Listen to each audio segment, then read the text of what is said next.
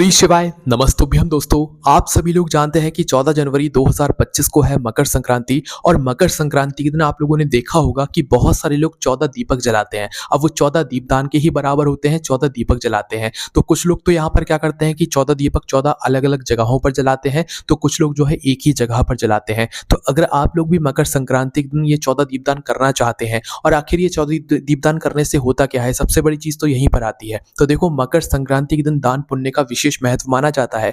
मकर संक्रांति में अगर आप किसी भी प्रकार का दान पुण्य करते हो तो उसका आपको कई गुना बढ़कर आपको यहाँ पर फल मिलता है। किसी और दिन अगर आप दान पुण्य करोगे तो आपको उतना ही फल मिलेगा जितना हमेशा मिलता है, पर मकर संक्रांति के दिन किसी भी तरह का अगर आप दान करते हो तो उसका आपको कई गुना बढ़कर ही यहाँ पर फल मिलता है, कम तो कभी मिलता ही नहीं है।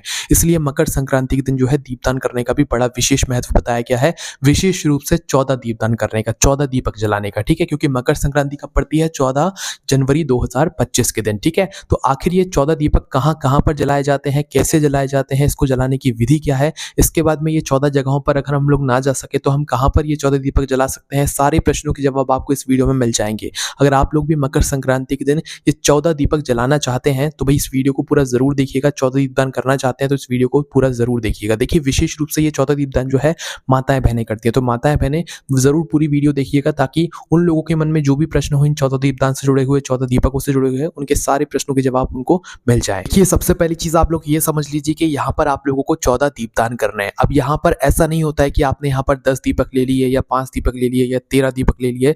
मकर संक्रांति के दिन जो दीपदान करने का महत्व होता है वो 14 दीपकों का ही होता है। इस दिन हमें 14 दीपक ही जलाने पड़ते हैं, 14 दीपकों का दान ही करना पड़ता है, तभी हमें कई गुना बढ़कर इस दीपदान का यहाँ पर फल भी मिलता है। ठीक है, हमारी बहुत तरह की दुख और परेशानी अपने आप ठीक होना शुरू हो जाती हैं, बहुत सारी मनोकामनाएं अपने आप पूरी होना शुरू हो जाती हैं सिर्फ इन 14 दीपदान को करने से, क्योंकि मकर संक्रांति के दिन किए गए दान का फल आपको बहुत जल्दी और बहुत बड़ा और कई गुना बढ़कर ही यहाँ पर मिलता है। इसलिए ये 14 दीपदान का महत्व बहुत ही बड़ा माना जाता है। तो आइए जानते हैं ये 14 दीपदान आपको करना कैसे है, किसको करना है, कहाँ पर करना है और कैसे करना है, इसकी पूरी विधि क्या है। तो देखो, सीधी सी बात है, 14 दीपदान जब हमें करना है, 14 दीपक जलाने हैं तो हमें 14 दीपक तैयार भी करने पड़ेंगे, है ना। तो सबसे पहली चीज तो आप ये समझ लीजिए कि 14 दीपक हमें तैयार कैसे करने हैं, किस चीज के करने हैं, मिट्टी के, आटे के और किस चीज के अंदर जो है हमें ये दीपक जलाने हैं। देखो, सबसे पहली चीज, ये जो दीपक होंगे ये दो तरह के हो सकते हैं, एक तो मिट्टी के हो सकते हैं, एक आटे के हो सकते हैं। अगर आप लोग मिट्टी के दीपक मकर संक्रांति के दिन ले रहे हो 14 दीपदान करने के लिए तो आपको बिल्कुल नए दीपक लेने पड़ेंगे, कोरे जिसे हम दीपक कहते हैं ना, कोरे दीपक मिट्टी के,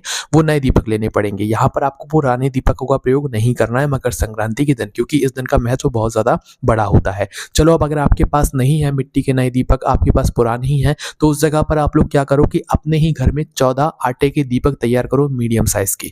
जो आटे के दीपक आप तैयार करोगे भाई, वो आप लोगों को आटा गूंदना है और गूंदने के बाद 14 मीडियम साइज के जो है यहाँ पर आपको दीपक तैयार करना है। ठीक है, अब यहाँ पर आप लोग मिट्टी के पुराने दीपक नहीं ले सकते, नए हैं तो आप नए ले लेना पर पुराने मत लेना, अन्यथा आप लोग, सीधी सी चीज है कि आप लोग अपने आटे के दीपक तैयार कर लो 14, है ना। इसके बाद में इसके अंदर बत्ती कौन सी रखाएगी वो भी जान लेते हैं। तो देखो, 14 दीपक जैसे ही आपके बन जाते हैं ना, तो इनको एक किसी पूजन की थाली में या प्लेट में जमा लो, ताकि, क्योंकि 14 दीपक आप एक साथ तो रख नहीं सकते हो, एक साथ तो पकड़ नहीं सकते हो, तो इन्हें किसी पूजन की थाली में या बड़ी सी थाली में आप लोग जमा लो।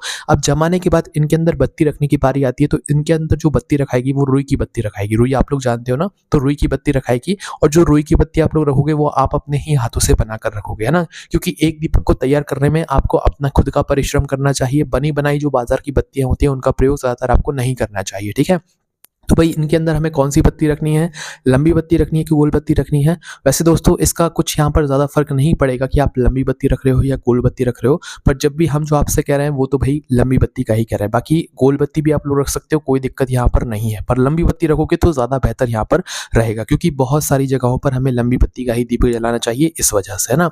तो भाई आप लोगों को क्या करना है, 14 लंबी बत्ती रुई की तैयार करना है अपने ही घर पर, अपने ही हाथों से, और उसके बाद एक एक दीपक के अंदर एक एक जो है बत्ती आप लोगों को यहाँ पर रख देना है ना। एक एक बत्ती एक एक दीपक के अंदर जैसी रखते हो। इसके बाद में बारी आती है कि भाई इसके अंदर हम तेल कौन सा डालेंगे। तो देखो, मकर संक्रांति के दिन तिल और गुड़ का बड़ा विशेष महत्व माना गया है, तो अगर आप लोग इन 14 दीपकों को तिल के तेल से जलाते हो तो सबसे उत्तम यहाँ पर माना जाएगा। ठीक है, तिल के तेल से। अब अगर आपके पास तिल का तेल नहीं भी है तो अगर आपके पास सरसों का तेल है तो आप सरसों के तेल से भी ये सारे दीपक जला सकते हो, मतलब सरसों का तेल भी इन 14 दीपकों के अंदर डाल सकते हो, या घी का दीपक भी आप, मतलब जो घी होता है वो भी इन 14 दीपकों के अंदर डाल सकते हो। कोई भी एक चीज, अगर सिर्फ तिल का तेल डाल रहे हो तो आपको अलग से कुछ डालने की ज़रूरत नहीं है। अगर सरसों का तेल डाल रहे हो तो फिर थोड़ी-सी आपको तिली जो है हर दीपक के अंदर डालनी पड़ेगी, क्योंकि इस दिन तिली का विशेष महत्व माना जाता है। और घी का भी मतलब दीपक जला रहे हो, घी सभी दीपकों के अंदर डाल रहे हो तो भी थोड़ी-थोड़ी सी तिली आपको अपने 14 दीपकों के अंदर यहाँ पर डाल देनी है। इस तरीके से आपको अपने ये 14 दीपक तैयार करने हैं। अब देखो ये जो दीपक है ये सारे आपको एक साथ नहीं जलाने हैं। जितने आपको मतलब पास-पास में जलाने हैं उतने तो आप पहले जलाकर रख सकते हो। बाकी अगर सब दीपक एक साथ जला लोगे तो आपको परेशानी होगी। बाकी ये आप अपनी सुविधा अनुसार जला सकते हैं कि भई आपको मतलब कुछ दीपक अपने ही घर में रखने हैं तो आप उतने दीपक पहले घर में जला लो। मतलब पहले घर में जलाकर तैयार कर लो, उसके बाद एक-एक दीपक करके आप लोग रख सकते हो, ठीक है?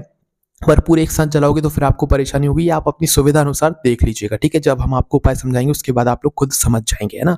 अब देखो यहाँ पर करना क्या है, ये जो उपाय है या आप दीपदान कह लो या 14 दीपक जलाने की विधि कह लो, ये घर की बड़ी माताओं-बहनों को करना चाहिए और सभी लोगों को नहीं करना होता है ऐसे। घर की बड़ी माताओं-बहनों में से कोई भी एक माता-बहन ये 14 दीपदान कर सकती है मकर संक्रांति के दिन, उसके पूरे घर परिवार को उपाय का फल जो है मिलता है, 14 दीपदान का फल मिलता है, ठीक है? अब देखो घर की जब बड़ी माता-बहन करेगी तो उसको ही पूरी तैयारी करनी पड़ेगी, कोई और उसकी तैयारी नहीं करेगा, है ना? तो 14 दीपदान आप लोगों को खुद करने पड़ेंगे। अब करना क्या है, सुबह करना है कि शाम को करना है? तो देखो मकर संक्रांति के दिन आप दोनों समय में से किसी भी एक समय पर ये 14 दीपदान कर सकते हो, 14 दीपक जला सकते हो। सुबह के समय अगर आपके पास समय है, क्योंकि मकर संक्रांति के दिन जो है सभी लोग अपने-अपने मतलब कुछ परिवार जो जन होते हैं उनके घर पर जाते हैं, परिवार में जाते हैं, तो भई नहीं मिल पाता है समय, है ना? तो किसी को अगर सुबह समय है तो वो सुबह उपाय कर सकता है, सुबह ये 14 दीपदान कर सकता है, और किसी के पास अगर शाम का समय है, शाम को वो फ्री है तो भई आप शाम के समय भी 14 दीपदान कर सकते हो, ठीक है? तो सुबह या शाम किसी भी एक समय आप 14 दीपदान कर सकते हो, है ना? और घर परिवार में से किसी एक ही सदस्य को करना है, सबको करने की ज़रूरत नहीं है ना? अब करना क्या है दोस्तों, अब देखो ये 14 दीपदान तो आप करोगे ही करोगे, पर यहाँ पर एक बात का ध्यान रखना, ये 14 दीपक आप जहाँ-जहाँ पर भी रखने वाले हो, वहाँ-वहाँ पर जो है खाली दीपक को आपको नहीं रखना है, वरना आपको इस दीपदान का फिर फल ही नहीं मिलेगा। इसलिए अपने साथ में कुछ या तो थोड़े से गेहूँ के दाने रखना, या तो कुछ चावल के दाने रखना, या तो कुछ फूल की पंखुड़ियाँ रखना। जहाँ-जहाँ पर हम आपको दीपक रखने के लिए बताएँगे, वहाँ-वहाँ पर पहले थोड़े से मतलब जो भी आप अपने साथ में लेकर गए हो, चावल, गेहूँ या फूल की पंखुड़ियाँ, वो रखना, उसके बाद फिर ऊपर रखना, ताकि आपको इस दीपदान का पूर्ण फल मिल सके। अगर आप सीधा धरती पर जो है मतलब दीपक रख दोगे तो फिर आपको पूर्ण फल यहाँ पर नहीं मिलेगा, है ना? इस वजह से आप लोग ध्यान रखना कि जो आपको 14 दीपक रखने हैं, उनको रखने से पहले आपको मतलब ज़मीन पर कुछ ना कुछ चीज़ ज़रूर रखनी है, चावल या गेहूँ के दाने या कोई भी फूल की पंखुड़ी, कोई एक चीज़ आप लोग रखकर फिर ही उस दीपक को उस जगह पर रखिएगा, ठीक है? ये 14 दीपदान कीजिएगा, तभी आपको मकर संक्रांति के दिन ये 14 दीपदान करने का पूर्ण फल यहाँ पर मिल सकेगा, ठीक है? तो अब यहाँ पर आप ये बात समझ गए। तो दोस्तों ये 14 दीपदान करने के लिए आपने 14 दीपक भी तैयार कर लिया, आपने समय भी सोच लिया कि आपको सुबह उपाय करना है कि शाम को करना है। अब इसके बाद में वो 14 जगहें कौन-सी है जहाँ पर हमें ये दीपदान करना है, मतलब कि 14 वो कौन-सी जगह है जहाँ पर जाकर हमें ये 14 दीपक जलाने हैं। देखो जो हम आपको 14 जगहें बता रहे हैं, अगर आप ये पूरी 14 जगहों पर जा सकते हो तो बहुत अच्छी बात है। अन्यथा आप लोग क्या कर सकते हो वो हम आपको अभी बाद में बताएँगे। पहले आप लोग ये 14 जगहें सुन लीजिए, कहाँ-कहाँ पर आपको जाकर ये दीपदान करना है। देखो अपने घर से अपने घर के अंदर जितने दीपक आपको जलाना है वो पहले आप जलाकर रख सकते हो, बाकी पूरे दीपक एक साथ मत जलाना, क्योंकि अगर आप लोग बाहर जाकर दीपक जलाओगे तो हो सकता है बुझ जाए, और दीपक बुझने नहीं चाहिए, है ना? तो सबसे पहले तो सुबह या शाम जिस भी समय आप ये दीपदान कर रहे हो तो सबसे पहले अपने घर के मंदिर में जाकर पूजन अर्चना वगैरह कर लेना, और अपने ही घर में जो है 4-5 दीपक जला लेना। अपने ही ये 14 दीपकों में से पूजन की थाली वाली जिसमें आपने जमा कर रखे हुए हैं, वहीं पर 4-5 दीपक जला लेना, ठीक है? क्योंकि 4-5 दीपक हमें अपने घर के अंदर ही रखने हैं, बाहर नहीं रखने, है ना? तो करना क्या है, अपने घर की पूजन वगैरह करके, अपने घर की दिया बाती वगैरह करके, उसके बाद में उससे मतलब पूजन के समय में आपने ये जो दीपक हैं 4-5 ये पहले ही जलाकर रख लीजिएगा, ठीक है? अब जैसे ही आपके घर की पूजन आरती वगैरह हो जाती है, सुबह या शाम जिस भी समय आप उपाय कर रहे हो, तो सबसे पहला दीपक आप अपने ही घर के पूजा घर में मंदिर में रखोगे सभी भगवानों के लिए, गणेश जी, शिव जी, जो भी जितने भी भगवान बैठे हैं ना, सभी भगवानों के लिए सबसे पहला दीपक आप अपने ही घर के मंदिर में पूजा घर में रखोगे, ठीक है? ये पहला दीपदान हो गया अपने ही घर के पूजा घर में। उसके बाद में इस थाली को लेकर पहुंचना अब सीधा अपने घर के रसोई घर में, है ना? अब रसोई घर में आने के बाद आपको दूसरे नंबर का जो दीपक है ये अन्नपूर्णा माता के लिए, मतलब रसोई घर के लिए ही जो है दूसरे नंबर का दीपक रख देना, है ना? इसके बाद में तीसरे नंबर का जो दीपक है ये आपको रखना है अपने पितरों के लिए। तीसरे नंबर का जो दीपक है ये आप अपने ही घर के रसोई घर में भी रख सकते हो, जहाँ पर पीने के पानी वाला स्थान है, या तो बाहर कहीं जाकर भी रख सकते हो, जहाँ पर आपके घर में नल वगैरह आते हैं, हैंडपंप वगैरह, जेट वगैरह, वहाँ पर जाकर भी रख सकते हो। बस ध्यान रखना तीसरे नंबर का जो दीपक है जो कि आप पितरों के लिए जला रहे हो, इसकी बाती का मुख दक्षिण दिशा की तरफ ही होना चाहिए और किसी तरफ नहीं होना चाहिए, तभी ये जो दीपक है ये पितरों के लिए दीपदान के रूप में जाएगा, ठीक है?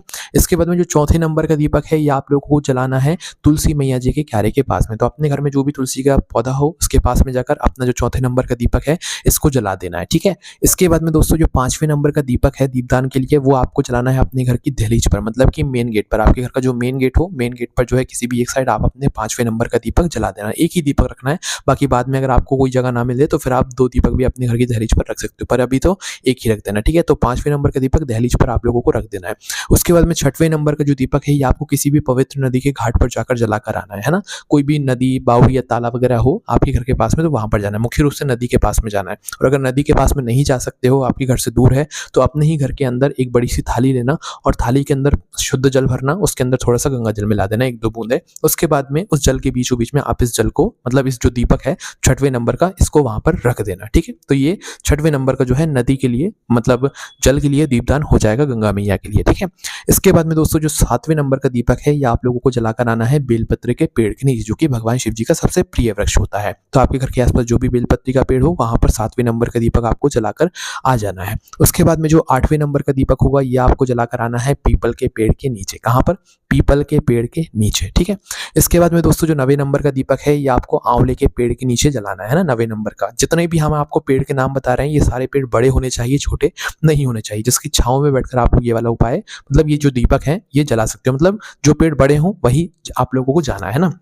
तो 9वें नंबर का दीपक आपको आंवले के पेड़ के नीचे जलाना है। उसके बाद में जो 10वें नंबर का दीपक है ये आपको शमी के पेड़ के नीचे जलाना है ना, 10वें नंबर का। तो शमी के पेड़ के नीचे 10वें नंबर का दीपक जलाने के बाद 11वें नंबर का जो दीपक है ये आपको वड़ के पेड़ के नीचे जलाना है। बट वृक्ष जिसे आपने कहते हो ना, तो वड़ के पेड़ के नीचे आपको 11वें नंबर का यहाँ पर दीपक जलाना है।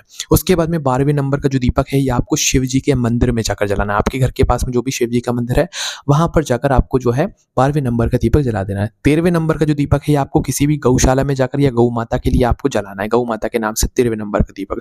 14वें नंबर का दीपक, आखिरी वाला जो दीपक है ये आपको अपने जो, मतलब यवन हवन कुंड होते हैं जहां पर हवन वगैरह होता है मंदिरों में, आपने देखा होगा, तो हवन कुंड के लिए, हवन कुंड के नाम से ये 14वें नंबर का आखिरी नंबर का दीपक आपको रख देना है, ठीक है। अब देखो ये हमने आपको 14 जगहें तो बता दी हैं, अब हो सकता है भी आपको कुछ जगहें मिले कुछ जगहें ना मिले, है ना। तो उस जगह पर आपको क्या करना है, सबसे महत्वपूर्ण चीज यहाँ पर आ जाती है, क्योंकि सभी को मुश्किल है कि 14 जगहें ये मिल जाए, क्योंकि आजकल सिटीज वगैरह में इतनी ये 14 जगह एक साथ नहीं मिल पाती है ना। तो देखो पहली कोशिश तो ये करना, जितनी जगहें आपको मिल जाती हैं उन जगहों पर जाकर आप लोग दीपदान करना है, इस दिन दीपक जरूर जला कर आना। बाकी जितनी जगहें बच जाती हैं वो दीपक वापस से अपने ही घर पर लेकर आ जाना, और अपने ही घर के अंदर आप लोगों को जो है, जो जो आप लोगों को दीपक बच गए हैं, जहां जहां पर आप लोग दीपक जाकर नहीं जला पाए हो, अपने मन में भाव बनाकर अपने ही घर के अंदर जो जो जगहें बची हैं वह दीपक जो है आपको लाइन से अपने ही घर के अंदर, या तो मेन गेट के पास में अंदर की तरफ, या तो तुलसी के क्यारे के पास में ये बचे हुए दीपक लाइन से जमा देना है ना। पर इस बात का ध्यान रखना कि जो दीपक बचे हैं और जिस जगह के वो दीपक हैं वैसे ही मन में भाव बनाकर आप लोगों को वो जो दीपक है अपने ही घर के अंदर रख देना। अगर आपको वो जगह नहीं मिल पाई या वहां तक नहीं जा पाए हैं तो अपने ही घर के अंदर, मेन गेट के अंदर की साइड पास में, अपने ही घर के अंदर या तो तुलसी के क्यारे के पास में वे बचे हुए दीपक आप लाइन से जो है ऐसा भाव बनाकर कि हाँ आप उसी जगह पर वे दीपक जला रहे हो, और उन दीपकों को लाइन से आप लोग रख सकते हो। तो इस तरीके से ये 14 दीपदान करना है, और 14 जगहें मिलती है तो सभी जगह करना है, और जो जगहें नहीं मिलती हैं वो दीपक लेकर वापस अपने घर पर आना है, और अपने ही घर के अंदर उन दीपकों को ऐसा भाव बनाकर रख देना है कि हाँ आप उसी जगह पर वे दीपक रख रहे हो। इस तरीके से ये 14 दीपदान आप लोगों को इस दिन करना है।